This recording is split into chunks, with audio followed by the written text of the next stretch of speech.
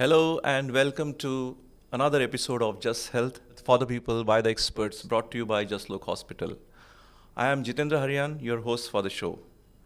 In today's episode, we are going to discuss some untouched aspects of diabetes management and prevention. हमारे साथ है doctor Venkatesh Shivane, who is a senior diabetologist and endocrinologist at Just Look Hospital. He has experience of over 20 years in diabetes management and prevention. Welcome, Dr. Shivne, to our show. Thank you very much. My pleasure. Dr. Shivne, what are the risk factors of diabetes? Before understanding diabetes, there is a stage called as pre-diabetes. अगर मैं आपको बता दूं कि आज की तारीख पे भारत में 15 करोड़ लोगों को प्री डायबिटीज़ है. अब ये प्री डायबिटीज़ क्या कंडीशन होती है? तो जब आपका HbA1c 5.7 से लेके 6.4 के बीच में होता है, या आपकी फास्टिंग की ब्लड शुगर 100 से लेके 125 तक रहती है, या खाना खाने की बाद की ब्लड शुगर 140 से लेके 199 तक रहती है. ये कोहोर्ट बताता है कि आगे चल के इनको ब्लड शुगर होने वाला है. So they are the people who are waiting to become diabetic for future. तो ये 15 crore is a big number. Already we are having 10 crore, 11 crores. and more this 15 crore. Look at it, that almost That is 1/5 of the population. yes, 1/5 of the population, and that is going to cause socio-economic, mental, economical, And health also the burden on the health country. system of the country. So people who are at pre-diabetes should be made aware and given the proper diabetic diet at the right time.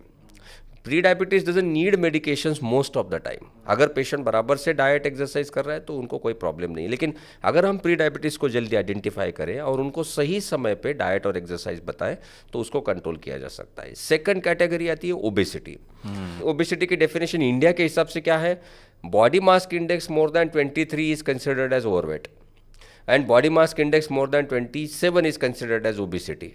Europe में हम कहते हैं कि 30-35 के BMI के बाद obesity है. India में हम ओबेसिटी कैटेगरीज नीचे ला रहे हैं. हम कहते हैं पेट अगर फूला हुआ है या पेट बाहर आ गया तो आपको ओबेसिटी है. जेंट्स में waist circumference has to be less than 90 centimetres, and in ladies the waist circumference has to be less than 80 centimeters.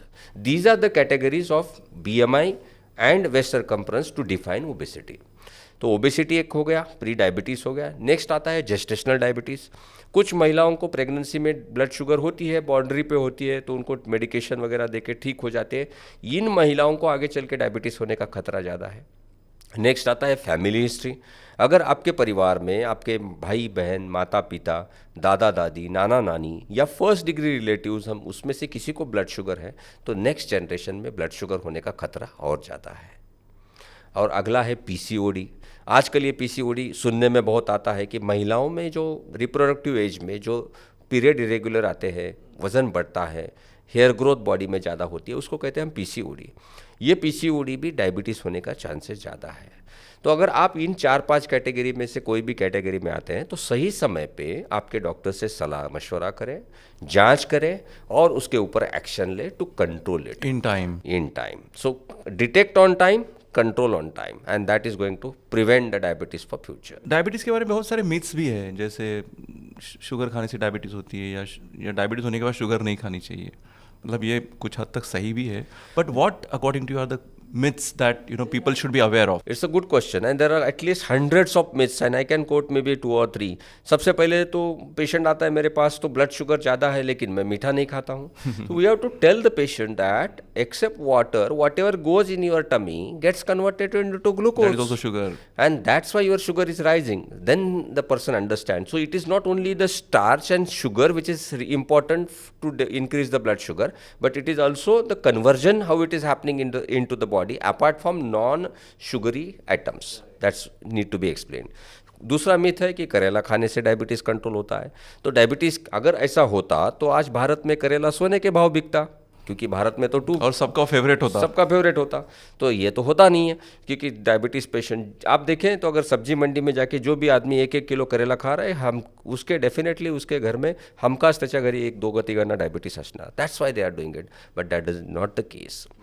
So third, there are certain myths about some Ayurvedic remedies in the initial taken, their diabetes gets cured.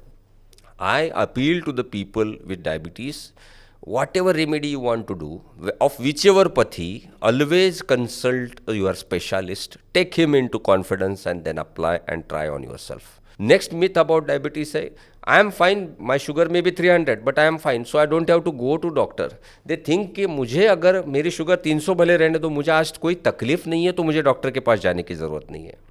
ये तो खाली numbers है, मैं number दिखाने के लिए doctor के पास क्यों जाऊँ? गलत सोच है। अगर आपकी शुगर 300 है तो आपको भले कोई लक्षण ना हो, अंदर से वो शुगर आपको खोखला बना रही है, तो आपको डॉक्टर के पास जाके उसका कंसल्टेशन करना चाहिए और उसको जल्द से जल्द कंट्रोल लाना चाहिए। So sir, there are various myths in diabetes patients and needs to be addressed, and what is required is the clinician has to spend adequate time with the patient, addressing all the concerns and questions of the patient. You know, people have this question always that what are the signs? Because क्या we can't be testing ourselves every quarterly or 6 monthly, कोई करता भी होगा, but are those people who do not test frequently or regularly, diabetes के early signs क्या होते हैं? Diabetes के बजाय मैं, अगर आप मुझे पूछे, डायबिटीज़ के लक्षण तो मैंने बताया कि पेशाब बहुत जाता है, प्यास बहुत लगती है, वज़न घटता है, लेकिन early sign of insulin resistance बहुत इंपॉर्टेंट है और वो बच्चों से ही, मैं हमेशा मेरे पेशेंट को काउंसिल करता हूँ तो I council from gestation to generation. माँ की कोख में अगर बच्चा है तो वो बच्चे को क्या नरिशमेंट मिल रही है, मतलब माँ 9 महीने में क्या खा रही है, बर्गर खा रही है कि रोटी सब्जी घर की दाल रोटी खा रही है? अगर वो बर्गर खा रही है, आइसक्रीम खा रही है 9 महीने प्रेगनेंसी में, तो इंसुलिन रेजिस्टेंस माँ का बढ़ेगा, इसके लिए बच्चों में आएगा तो बच्चा जब पैदा होगा तो अर्ली एज में उसका इंसुलिन रेजिस्टेंस ज़्यादा होगा। So I always label it as gestation to generations and that cycle keeps on happening, it's a vicious cycle. अगर बच्चों का या अपना वजन तेजी से बढ़ रहा है, I mean many of time we are not aware कि मेरा वजन 3 किलो बढ़ गया, जब हम ट्राउज़र लेने वगैरह जाते हैं तब मालूम पड़ता है यार मैं आई वॉज 40, अभी 42 हो गई ट्राउज़र, तो तब समझ में आता है। Keep a watch on your weight, that's very important. Second, especially if they are young children, especially girls, look at their periods whether they are coming regular or not. If the periods are happening irregular, there could be early sign of PCOD, which is due to insulin resistance. Third, the children, if they are having blackening on their neck, which is called as acanthosis nigricans, which is the first sign of insulin resistance and it is quite visible. अगर बच्चे के गर्दन पे अगर काले से ऐसे धब्बे पड़े हुए, तो बहुत बार महिलाएं कहती है नहीं ये धूप में खेलने से होता है। No, it is acanthosis nigricans and such children have insulin resistance which are likely to become pre-diabetic or diabetic in future. Next sign है खाना खाने के बाद वापस भूख लगना, मतलब हम पेट भर के खाना खाया, फीस खाया, वापस 3 घंटे बाद भूख लगी, वापस बच्चा कुछ खाने को मांग रहा है या हम जाके कुछ खा रहे हैं, that is called as craving for the meal and that's a sign of high insulin secretion in the body. So अगर ये 3-4 ऐसे कॉमन साइंस है, अगर हम उस पर गौर करें या हमारे बच्चों में हो रहा है या कोई फैमिली मेम्बर में हो रहा है और अगर वो हम उस पर गौर करें और उनको क्लिनिशियन के पास लेके जाएं, तो सही समय पे उसको सही मैनेजमेंट दी जा सकती है। आजकल की यंग जनरेशन ज़्यादा सोना पसंद नहीं करती है for their own reasons and also they have very high stressful life. So we know that good sleep is important, stress free होना ज़रूरी है।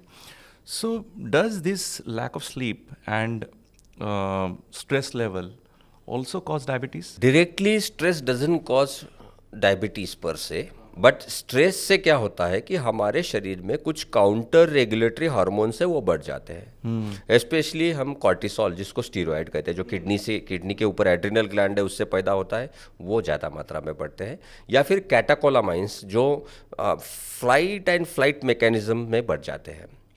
तो ये कुछ हार्मोन्स की अति मात्रा में अगर हमेशा बढ़ रहे हैं स्ट्रेस के कारण, तो ऐसे व्यक्तियों को आगे चल के शुगर होने का चांसेस ज़्यादा है। मैं मेरे पेशेंट को एक ही चीज़ बोलता हूँ, stress is a choice, you are choosing it, that's why it's coming to you, if you don't choose it, it will not come to you. So stress को हैंडल करना आना चाहिए। स्ट्रेस आता है ये बुरी बात नहीं है।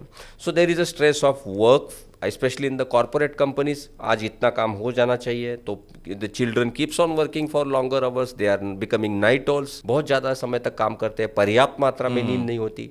तो कम से कम दिन में 7 से 8 घंटे नींद होना आवश्यक है, बहुत ज़रूरी है। दूसरी बात है फाइनेंशियल स्ट्रेस। तो फाइनेंशियल प्लानिंग, आप बिगिनिंग से ही अगर फाइनेंशियल कंसल्टेंट को इनकॉर्पोरेट करेंगे तो आपको फाइनेंशियल हेल्प करेगा कि then you are relaxed, because many of times, and this was not the topic which was taught to us maybe 2 decades, even 2 decades before when we were in the schools. So financial planning also has to be one of the education which needs to be given to the next generation. And third most important is healthy lifestyle. Eat on time. I see, especially at 2 o'clock in the morning, the restaurants are open. They are going at 2 o'clock. You eat at whatever time you want, but the body is not allowing you to digest it. Body is not habituated for ages to eat at incorrect timing. Body उसको response नहीं करेगी. That's why the weight gain is happening in this generation, and that I don't say early bird और versus night ओल. आपको जब सोना है सो जाइए, लेकिन पर्याप्त मात्रा में 7 से 8 घंटा नींद होना बहुत ज़रूरी है. And that message has to be given to the younger generation, because that is the future of India. Correct. अगर इंसान लाइफस्टाइल को कंट्रोल में रखता है तो कितने हद तक वो डायबिटीज़ को दूर रख सकता है या उसको अच्छी तरह से मैनेज कर सकता है? अगर हम जीवन शैली के परिवर्तन की बात करें तो जीवन शैली के परिवर्तन में सबसे पहले आता है परहेज में हमको हमारी कार्बोहाइड्रेट पे कंट्रोल रखना पड़ेगा. एवरेज कार्बोहाइड्रेट एक डायबिटीज़ पेशेंट को 55% से नीचे लाना है. एक स्टडी भारत में जो 2014 में पब्लिश हुई थी, उसके हिसाब से एक एवरेज इंडियन 73 to 76% कार्बोहाइड्रेट खाता है. मतलब 2/3 हिस्सा खाने का कार्बोहाइड्रेट है, तो शुगर बढ़ेगी. प्रोटीन तो नगण्य है, प्रोटीन का उसमें समाविष्ट ही नहीं है, तो प्रोटीन का हमको खाने में प्रोटीन की मात्रा बढ़ानी पड़ेगी. फैट को कम करना पड़ेगा, और सबसे इम्पॉर्टेंट है फाइबर. तो मोटा मोटी तौर पे अगर हम कहें तो हरी सब्जियों का सेवन ज़्यादा करना चाहिए, सलाद ज़्यादा खाने चाहिए, होल ग्रेन रोटी जैसे गेहूं की है, नाचनी है, जवार है, बाजरा है, ये खाना चाहिए. फ्रूट्स खाने चाहिए, और जंक फूड्स का पूरा उसका कंजम्पशन बंद करना चाहिए. ये आदतें बच्चों में डालनी चाहिए, क्योंकि मोटापापन का जो ग्राफ है वो मोटे लोगों में तो है, लेकिन वो starting early age 8 years of life. अगर हम इंडिया की ग्राफ बात करें, ये सबसे चिंताजनक विषय है.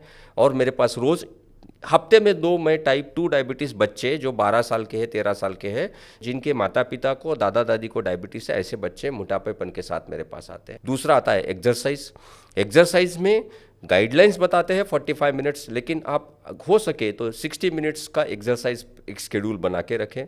दिन में आप कभी भी एक्सरसाइज के लिए जा सकते हैं, जैसे brisk walking, cycling, swimming, skipping, jogging, इस प्रकार के जिसमें पसीना आए, इस प्रकार के एक्सरसाइज आप करें तो आप आपके वेट और शुगर और ब्लड प्रेशर इन तीनों पे कंट्रोल कर सकते हैं. विदेश में की गई हुई डायबिटीज़ प्रिवेंशन स्टडी और इंडिया में की गई डायबिटीज़ प्रिवेंशन स्टडी का सार यही बताता है कि जिन लोगों को हमने केवल अच्छी डाइट और अच्छे एक्सरसाइज बताई, और कुछ लोगों को हमने मेटफॉर्मिन टैबलेट दी, जो लोगों को केवल डाइट और एक्सरसाइज बताई वो लोगों ने अच्छा परफॉर्म किया, उनमें डायबिटीज़ का खतरा कम है, उनकी डायबिटीज़ की रिस्क कम है. तो ये डायबिटीज़ प्रिवेंशन प्रोग्राम का जड़ी बताता है कि lifestyle modification is far better than any medicine. So अगर ये लाइफस्टाइल अडाप्ट करें अगर डायबिटीज़ पेशेंट, और इसको कंटिन्यू फॉलो करें, मैंने जैसे अभी थोड़ी देर पहले बताया था कि consistency is matter.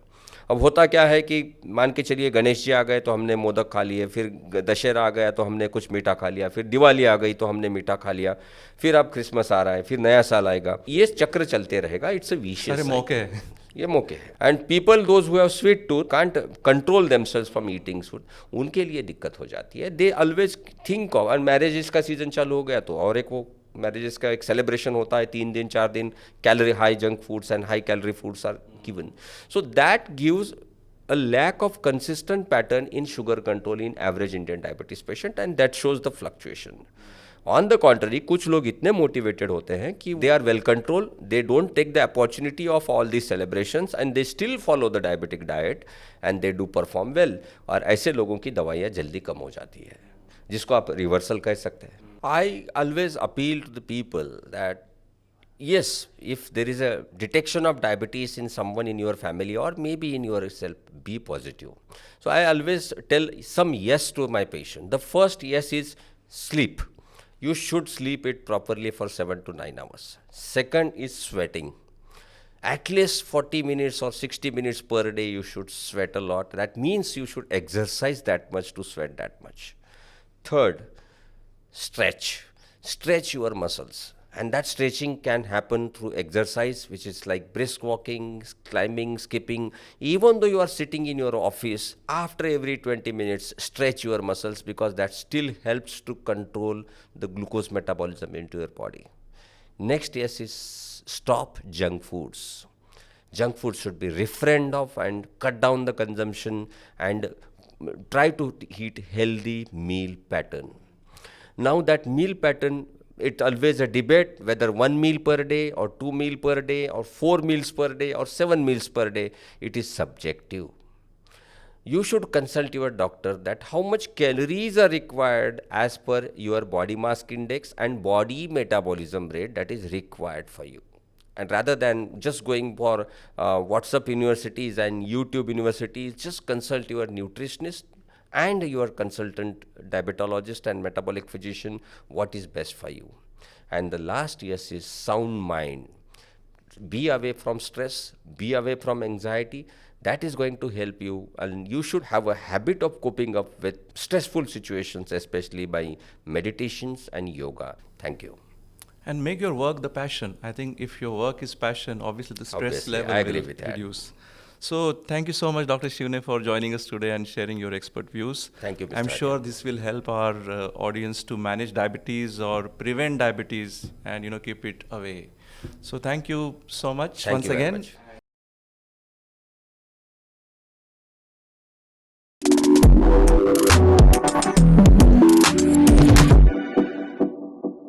Click the subscribe button on YouTube to stay healthy, and stay tuned to Just Health, for the people, by the experts, brought to you by Just Look Hospital. Thank you.